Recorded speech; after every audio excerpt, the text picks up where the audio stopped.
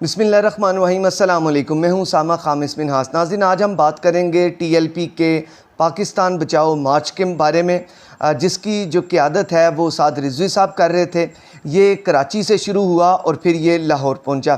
اس کا جو مینیفیسٹو تھا، اس کا جو منشور تھا وہ یہ تھا کہ جو بڑھتی ہوئی مہنگائی ہے، بڑھتی ہوئی لا قانونیت اور پھر پی ڈی ایم کی حکومت کے انڈر جو پیٹرولیم مصنوعات کی جو پرائسز ہیں، اتنی زیادہ پرائسز، اس کے لیے یہ مارچ جو ہے یہ پاکستان بچاؤ مارچ کنڈکٹ کیا گیا تھا۔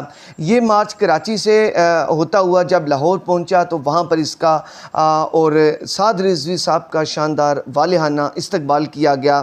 اور ہمیں جو سعد رضوی صاحب ہیں وہ مختلف صورتوں میں نظر آئے۔ انہوں نے جو ہے وہ سائیکل بھی چلائی، انہوں نے ٹریکٹر بھی چلایا، انہوں نے گھڑ سواری بھی کی۔ تو یہ سارے معاملات اس کے ہمیں مارچ میں دیکھنے میں آئے۔ سعد رضوی صاحب نے جب عوام سے خطاب کیا تو انہوں نے یہ کہا کہ یہ جو بجٹ ہے اس میں تعلیم اور صحت پر خصوصی جو ہے وہ بجٹ دیا جائے۔ یہ انہوں نے حکومت سے یہ مطالبہ کیا۔ پھر انہوں نے یہ مطالبہ کیا کہ اشرافیہ کا جو ریلیف ہے وہ ختم کیا جائے، ریلیف جو ہے وہ عام پبلک کو دیا جانا چاہیے۔ اور پھر اس کے علاوہ انہوں نے عام طبقے کی بات کی، عام عوام کی بات کی، پھر خصوصی طور پہ عام عوام کو جو ریلیف ہے انہوں نے کہا وہ دیا جانا چاہیے۔ پھر انہوں نے ایک اور چیز کہی کہ جو عام آدمی کی جو تنخواہ ہے وہ موجودہ جو مہنگائی ہے اس کو مد نظر رکھ کر عام آدمی کی تنخواہ کا تعین کیا جانا چاہیے۔ ناظرین، جو سعد رضوی صاحب ہیں وہ عوام میں اپنی جو مختلف صورتوں میں وہ عوام کے سامنے جو آتے ہیں، عوامی ان کا جو کنڈکٹ ہے عوام کے ساتھ، جو محبت کا جو رویہ ہے، اس کی وجہ سے وہ دن بدن عوام میں مقبول ہوتے جا رہے ہیں۔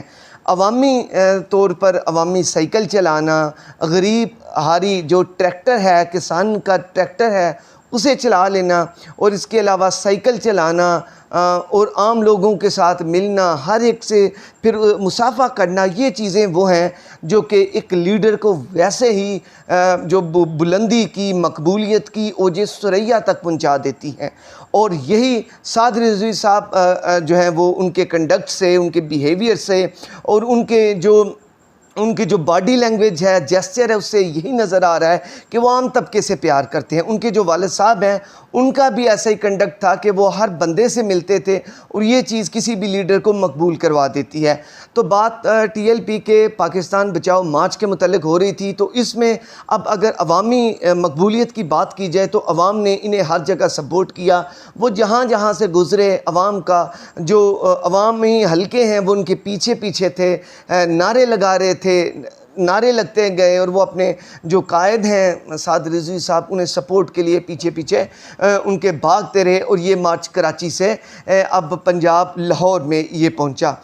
ان کا یہ جو سارے مطالبات ہیں یہ عوامی مطالبات ہیں، اور کوئی بھی جو شخص ہے وہ اسے سپورٹ کیے بغیر نہیں رہ سکتا۔ اس کی وجہ یہ ہے کہ وہ غریب بندے کی بات کر رہے ہیں۔ وہ کہہ رہے ہیں کہ غریب کے پاس ریلیف نہیں ہے، غریب کو ریلیف دیا جانا چاہیے۔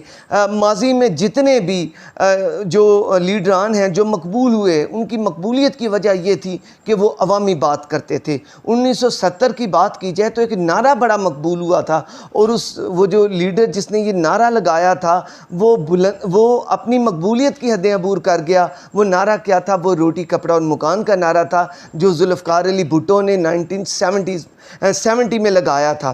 اس کے بعد یہی نعرہ آگے فارورڈ جس نے یہ نعرہ لگایا وہ مقبول ہوئے۔ تو اب جو نئی لیٹسٹ ڈیولپمنٹ ہے وہ اس پر یہ ہوئی ہے کہ حکومت نے اس بارے ایک کمیٹی تشکیل دے دی ہے۔ پنجاب میں جو ٹی ایل پی کے یہ جو احتجاج، یہ جو مارچ کا سلسلہ ہے، اس پر انہوں نے کمیٹی بنا دی ہے جس کی سربراہی وزیر داخلہ کر رہے ہیں، اور ان کی سربراہی میں یہ کمیٹی جو ہے وہ ٹی ایل پی سے مذاکرات کرے گی۔ یہ لیٹسٹ ڈیولپمنٹ ہے جو ہم آپ سے شیئر کر رہے ہیں۔